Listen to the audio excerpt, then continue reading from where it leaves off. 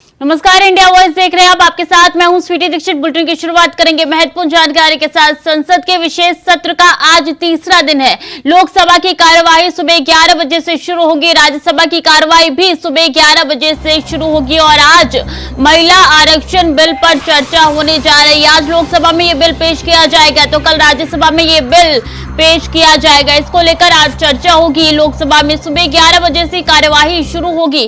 बता दें कि कल से नए संसद भवन में कामकाज का आगाज हो चुका है और ऐसे में आज से एक बार फिर से नए संसद भवन में कार्यवाही शुरू होने जा रही है। अगले जो 3 दिन बचे हैं ये कार्यवाही नए संसद भवन में ही होगी और अब नए संसद भवन में कामकाज शुरू हो चुका है और कल से ही इसका आगाज हुआ है। पीएम मोदी द्वारा संविधान लेके गया था और तमाम सांसद जो है उनके पीछे गए थे। वो तस्वीरें भी हमने आप तक पहुंचाई थी। तो सुबह 11 बजे से कार्यवाही शुरू होगी। लोकसभा और राज्यसभा की महिला आरक्षण बिल पर चर्चा संभव है। ये बिल आज लोकसभा के सदन के पटल पे रखा जाना है।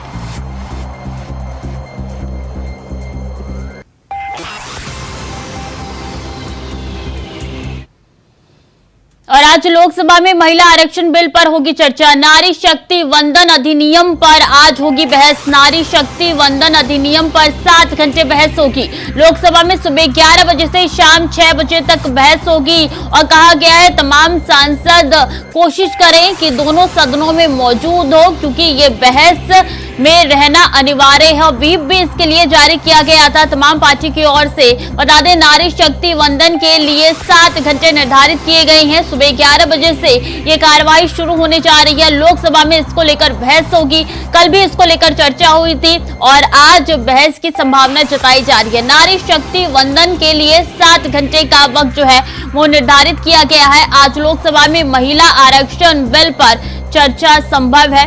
बता दें कि सुबह 11 बजे से शाम 6 बजे तक चर्चा होगी। नारी शक्ति वंदन अधिनियम पर आज होगी बहस। लोकसभा में सदन के पटल पे आज रखा जा रहा है और 7 घंटे बहस होगी नारी शक्ति वंदन अधिनियम पर।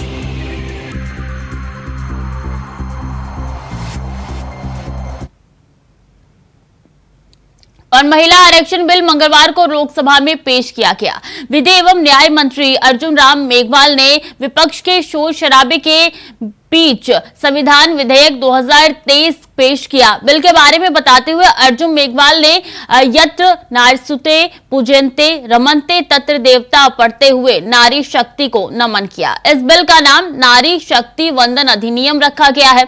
इस बीच विपक्ष की तरफ से हंगामा जारी रहा। लोकसभा स्पीकर ओम बिरला ने बताया कि आज ये बिल संसद में पेश किया गया, यानी कि बीते दिन ये बिल संसद में पेश किया गया। अब इस पर आज बहस होगी। धन्यवाद अध्यक्ष महोदय।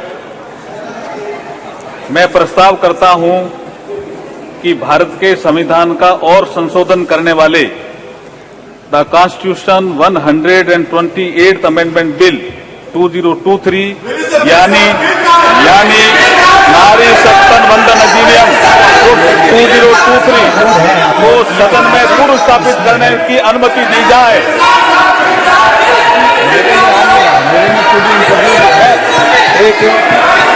मैं बोलना भी चाहता हूं सर। सप्लीमेंट्री बिजनेस में देखिए बिल को अपलोड बिल को अपलोड कर दिया गया है। नई टेक्नोलॉजी है संसद की और नई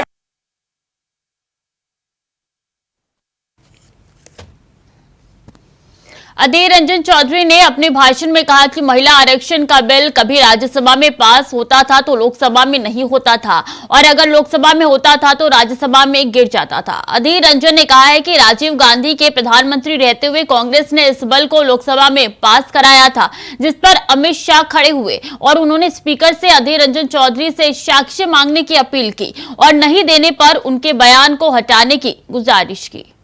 मैं ये कहना चाहते कि महिला आरक्षण 1989 में जब राजीव जी प्रधानमंत्री थे तब स्थानीय निकायों के चुनाव में उन्होंने 1/3 आरक्षण महिलाओं के लिए सुनिश्चित किया था। तत्पश्चात कांग्रेस की सरकारों ने लगातार प्रयास किया कि महिला आरक्षण का बिल पास हो, कानून बने, लोकसभा एवं विधानसभाओं के लिए भी 1/3 आरक्षण के लिए राजीव जी की सरकार। देखो, प्रधानमंत्री जी कह रहे थे कि व्यवहार से पता चलेगा कौन कैसा व्यवहार करता है। प्रधानमंत्री खुद अब देख लो, प्रधानमंत्री का अपमान कर रहे हैं आप लोग। प्रधानमंत्री खुद आप लोगों को सिखाता कि व्यवहार की उल्टा व्यवहार करते हैं। चल, हो गया। राजीव जी की सरकार, नरसिम्हा राव जी की सरकार, फिर डॉक्टर मनमोहन जी की सरकार, अलग अलग सरकारों ने अलग अलग समय पर अपनी हैसियत के अनुसार उसको पास कराने की प्रयास किया। कभी राज्यसभा में पास होता था, लोकसभा में नहीं होता था। कभी लोकसभा में होता था, राज्यसभा में गिर जाता था। डॉक्टर मनमोहन सिंह की सरकार के वक्त जो ये बिल आया वो आज तक जीवित है, राज्यसभा में पास हुआ है। हमारी CWC कांग्रेस कार्य समिति की बैठक में जो रेजोल्यूशन पास हुआ, प्रस्ताव पारित हुआ, उसमें ये मांग की गई है कि ये जो आने वाले विशेष सत्र है इसमें महिला आरक्षण की उस बिल को पास किया जाए। माननीय अधीर रंजन जी ने 2 चीजें फैक्चुअली इनकरेक्ट कही है। या तो वो विड्रॉ करे या तो आपने सदन के टेबल पर उसको रखवाना चाहिए। एक, महिला आरक्षण बिल लोकसभा में पास हुआ था, कभी पास नहीं हुआ। और 2, कि ये बिल पुराना लोकसभा में लंबित है। ये बिल 2014 में ही लोकसभा के विघटन के साथ ही ये बिल निरस्त कर दिया गया। माननीय जैसे दोनों स्टेटमेंट फैक्चुअल इनकरेक्ट स्टेटमेंट है, इनकी स्पष्टता मैं आपसे अपेक्षा करता हूं कि इसकी स्पष्टता उनसे मांगी जाए, या तो रिकॉर्ड से दूर किया जाए या तो वो उसके समर्थन में कोई डॉक्यूमेंट टेबल पर रखें। और पीएम नरेंद्र मोदी ने नए संसद भवन में अपना संबोधन देते हुए कहा कि नए संकल्प के साथ आगे बढ़ रहा है भारत। नए संसद में सभी सांसदों का स्वागत है। नई संसद का सत्र ऐतिहासिक है। यह आधुनिक भारत का नया संसद भवन है। पीएम मोदी ने इस अवसर पर पंडित जवाहरलाल नेहरू और पवित्र सेंगोल का जिक्र भी किया। G20 की अध्यक्षता का आयोजन सफल रहा। यह अवसर कई मायनों में अहम रहा। नए संसद भवन में मैं आप सभी माननीय सांसदों का भी हृदय से स्वागत करता हूं। ये अवसर कई मायनों में अभूतपूर्व है। आजादी के अमृत काल का ये उषा काल है और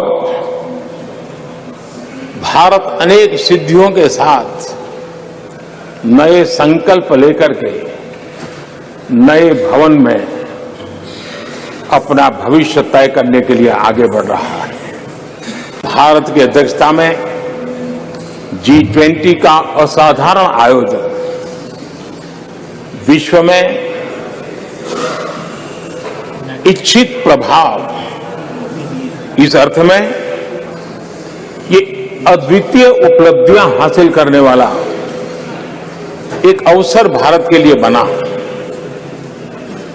इसी आलोक में आज आधुनिक भारत और हमारे प्राचीन लोकतंत्र का प्रतीक नए संसद भवन का शुभारंभ हुआ है। आदरणीय अध्यक्ष जी, आज संवत्सरी का भी पर्व है। ये अपने आप में एक अद्भुत परंपरा है। इस दिन को एक प्रकार से क्षमा वाणी का भी पर्व कहते हैं। आज मिच्छामि दुक्कड़म कहने का दिन है। ये पर्व मन से, कर्म से, वचन से अगर जाने अनजाने किसी को भी दुख पहुंचाया है तो उसकी क्षमा याचना का अवसर है। मेरी तरफ से भी पूरी विनम्रता के साथ पूरे हृदय से आप सभी को, सभी सांसद सदस्यों को और सभी देशवासियों को मिच्छामि दुक्कड़म। लेकिन माननीय अध्यक्ष जी, अभी चुनाव तो दूर है और जितना समय हमारे पास बचा है इस पार्लियामेंट के, मैं पक्का मानता हूं कि यहां जो व्यवहार होगा ये निर्धारित करेगा कि कौन यहां बैठने के लिए व्यवहार करता है और कौन वहां बैठने के लिए व्यवहार करता है। जो वहां ही बैठे रहना चाहता है उसका व्यवहार क्या होगा, और जो यहां आकर के भविष्य में बैठना चाहता है उसका व्यवहार क्या होगा, इसका फर्क बिल्कुल आने वाले महीनों में देश देखेगा और उनके बर्ताव से पता चलेगा, ये मुझे पूरा विश्वास है। हमारे यहां वेदों में कहा गया है, सम्यच्च सब्रता भूत्वा वाचम वदत भद्रया, अर्थात हम सब एक मत होकर, एक समान संकल्प लेकर कल्याणकारी सार्थक संवाद करें। यहां हमारे विचार अलग हो सकते हैं, विमर्श अलग हो सकते हैं, लेकिन हमारे संकल्प एकजुट ही होते हैं, एकजुट ही रहते हैं, और इसलिए हमें उसकी एकजुटता के लिए भी भरपूर प्रयास करता रहना चाहिए। संसदीय लोकतंत्र का जब ये नया गृह प्रवेश हो रहा है तो यहां पर आजादी की पहली किरण का साक्षी, जो आने वाली पीढ़ियों को भी प्रेरणा देने वाला है, वैसा पवित्र सेंगोल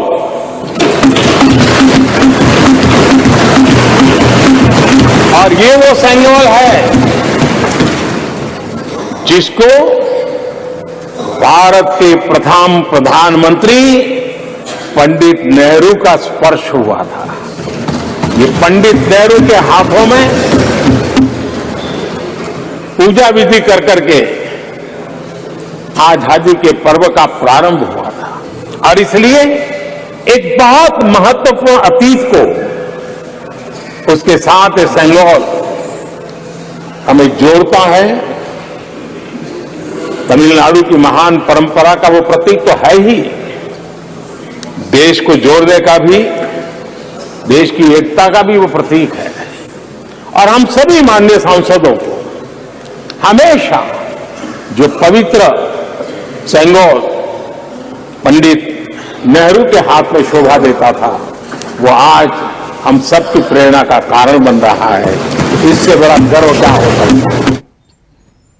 और इस बीच अहम जानकारी, मुख्तार अंसारी पर गैंगस्टर मामले में आज सुनवाई होगी। गैंगस्टर मामले में एमपी एमएलए कोर्ट में आज होगी सुनवाई। 2009 में हुई थी हत्या और हत्या के प्रयास का ये पूरा मामला। मीर हसन ने मुख्तार अंसारी पर केस दर्ज कराया था।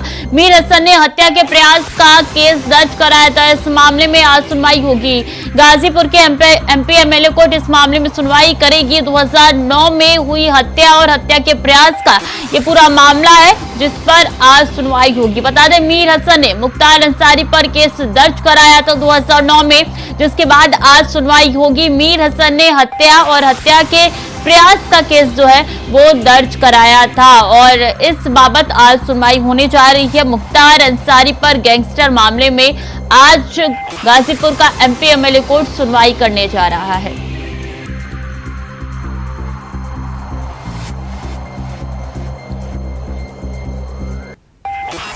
तो 2009 में हुई थी हत्या और बता दें कि इस मामले में हत्या और हत्या के प्रयास के तहत केस दर्ज कराया है।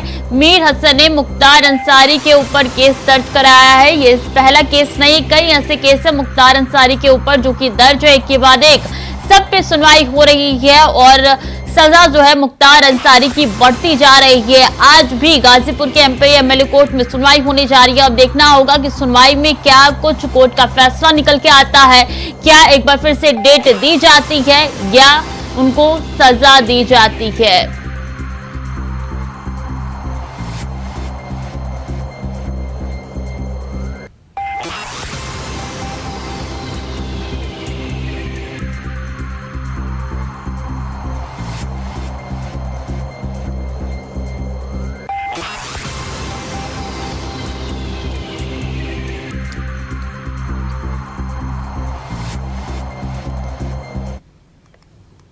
और पंजाब के मुख्यमंत्री भगवंत सिंह मान ने अनंतनाग में हाल ही में हुई आतंकवादी हमले में एक और जवान की शहादत पर दुख जताया। मुख्यमंत्री ने कहा कि भारतीय फौज का जवान प्रदीप सिंह अनंतनाग में आतंकवादी हमले के बाद से लापता हो गया था। उन्होंने कहा कि प्रदीप सिंह देश की एकता, अखंडता और प्रभुत्ता की रक्षा के लिए अपनी ड्यूटी निभाते हुए शहीद हुआ। भगवंत सिंह मान ने कहा है कि ये देश के लिए, खास तौर पर परिवार के लिए अपूर्णीय क्षति है। मुख्यमंत्री ने शहीद प्रदीप सिंह के परिवार के साथ हमदर्दी जाहिर करते हुए कहा कि इस दुख की घड़ी में पंजाब सरकार पीड़ित परिवार के साथ खड़ी है।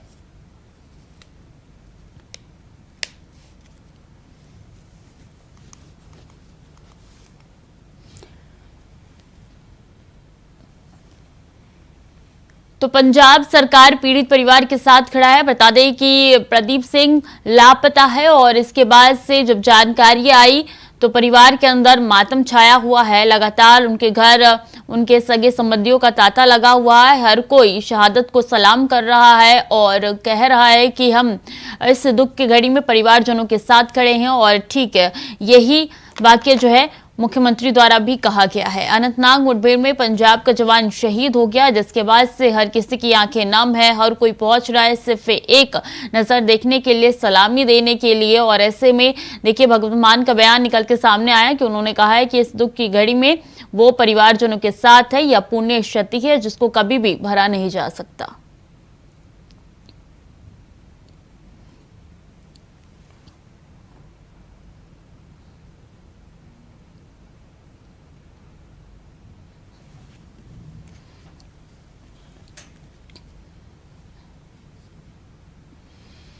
और बीकानेर 67वीं राज्य स्तरीय बास्केटबॉल प्रतियोगिता बालक वर्ग का शिक्षा मंत्री डॉक्टर बीडी कल्ला ने मंगलवार को बीबीएस स्कूल परिसर में उद्घाटन किया। इस अवसर पर डॉक्टर कल्ला ने खिलाड़ियों को संबोधित करते हुए कहा कि जिस प्रकार खेलों में हम अनुशासन और मेहनत से जीत हासिल कर सकते हैं, उसी प्रकार जीवन में भी अनुशासन और कड़ी मेहनत से सफलता पाई जा सकती है।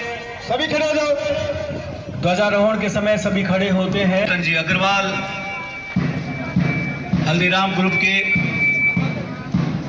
डीपी बचीसिया साहब, मनमोहन कल्याणी जी के प्रतिनिधि संदीप शर्मा जी के नेतृत्व में सरस्वती वंदना भी एक साथ भाई।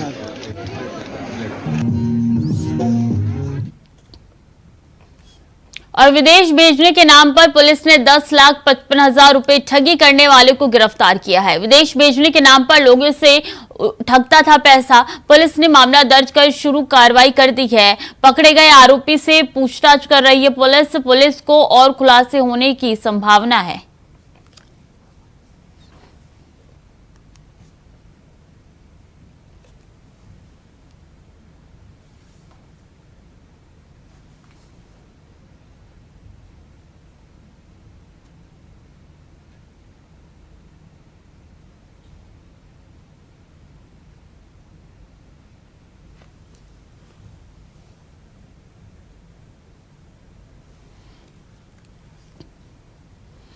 और चित्तौड़गढ़ में गणेश चतुर्थी के साथ ही 11 दिवसीय गणेश महोत्सव के आयोजनों की शुरुआत हो गई है। इस दौरान मुख्यालय और पूरे जिले में गणपति बप्पा मोरया के जयकारों के साथ गरबा डांडियों की धूम रहेगी। इसके साथ ही घरों में भी गणपति की स्थापना कर विशेष पूजा अर्चना की जाएगी, जिसके लिए पुलिस प्रशासन ने भी विशेष व्यवस्था की है। इसके बारे में जानकारी देते हुए महंत चंद्र भारती जी महाराज ने बताया कि इस वर्ष रिद्धि सिद्धि के दाता भगवान गणेश जी का आगमन विशेष ग्रह योग में हो रहा है और मंगलवार को गणेश चतुर्थी है और इस दिन गणपति की स्थापना करने और पूजा अर्चना से घर में सुख, शांति और ईश्वर की प्राप्ति होगी।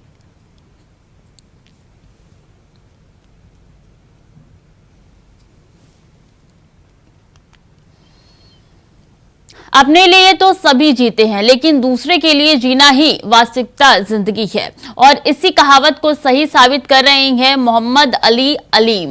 पेशे से एक मैकेनिक है जो महिलाओं और दिव्यांगजनों के चेहरे पर मुस्कान लाने का काम कर रहे हैं। जी हां, दरअसल जब आज के समय में सब कुछ कमर्शियल होता जा रहा है, इस बीच अलीम महिलाओं और दिव्यांगों की स्कूटी और बाइक फ्री में सही कर बड़ा सेवार्थ का काम कर रहे हैं। उस पर तुर्रा यह है कि अलीम वहां भी पहुंच जाते हैं जहां पर गाड़ी खराब हुई। ऐसा सुनकर कुछ अजीब जरूर लग रहा होगा कि आज के समय में फ्री में गाड़ी कोई कैसे सही कर सकता है और उनकी ही जगह पर, और वो भी बिना किसी स्वार्थ के। लेकिन यह सच है, अलीम नाम का मैकेनिक जो महिलाओं और दिव्यांगों के लिए फ्री सेवा करता है और आज से नहीं बल्कि सालों से। हमने भी अलीम के बारे में केवल सुना था, वहीं जब हमारी टीम ने संसद मार्ग पर उन्होंने देखा जहां वो स्कूटी ठीक कर रही थी महिला की, तब हैरान रह गए। बात ये थी कि जाफराबाद से कोई संसद मार्ग तक आकर स्कूटी ठीक करता है।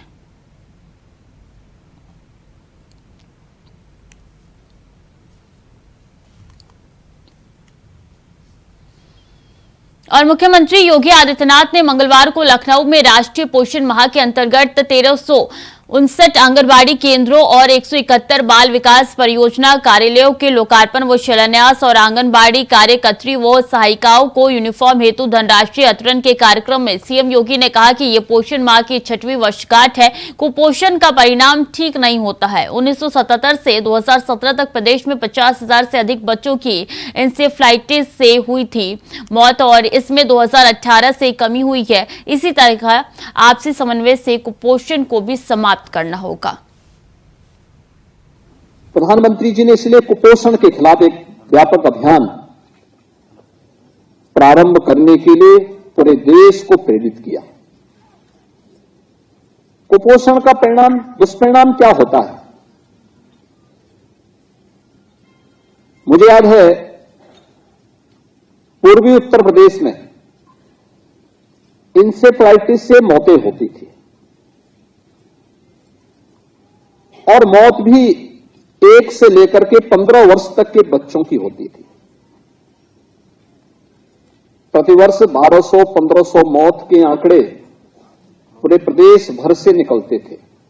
जब प्रदेश सरकार ने केंद्र सरकार के साथ मिलकर के अंतर विभागीय समन्वय से, उसमें हमने स्वास्थ्य विभाग को नोडल विभाग बनाया था 2017 में, और नोडल विभाग बनाने के साथ इसमें महिला और बाल विकास विभाग को, बेसिक और माध्यमिक शिक्षा को, नगर विकास और ग्राम्य विकास एवं पंचायती राज को, इन सभी को इसके साथ जोड़ा।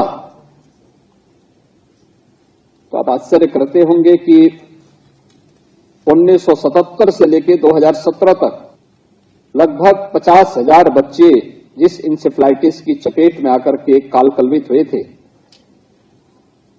18 से इसमें निरंतर कमी आई और आज की स्थिति है कि इंसेफ्लाइटिस उत्तर प्रदेश से, यानी अंतर विभागीय समन्वय, कन्वर्जन के माध्यम से हम पूरी तरह समाप्त करने में सफल हुए हैं। ये हमारी केवल एक बीमारी के खिलाफ लड़ाई नहीं थी, इसके साथ ढेर सारी चीजें इनमें जुड़ी हुई थी। एक कुपोषण का कारण यह पर्याप्त मात्रा में पौष्टिक आहार न मिलना या समय पे आहार न मिलना भी हो सकता, यह तो है ही, लेकिन प्रदूषित जल भी है, प्रदूषित वातावरण भी है। इसके अलावा वहां की अन्य परिस्थितियां भी हैं। लेकिन आपने देखा होगा जब सभी विभागों ने मिलकर के अपनी अपनी जिम्मेदारियों का निर्वहन किया, आज परिणाम भी हम सबके सामने है। ये इंसेफ्लाइटिस के खिलाफ, एक बीमारी के खिलाफ तो लड़ाई थी ही, साथ ही साथ भारत के बचपन को बचाने के साथ साथ राष्ट्र के भविष्य को संवारने का भी एक अभिनव प्रयास था, जिसमें उत्तर प्रदेश सरकार को सफलता प्राप्त हुई, उत्तर प्रदेश के नागरिकों को सफलता प्राप्त हुई। तो फिलहाल के लिए बुलेटिन में इतना ही। खबरें लगातार जारी, देखते रहे इंडिया वॉइस।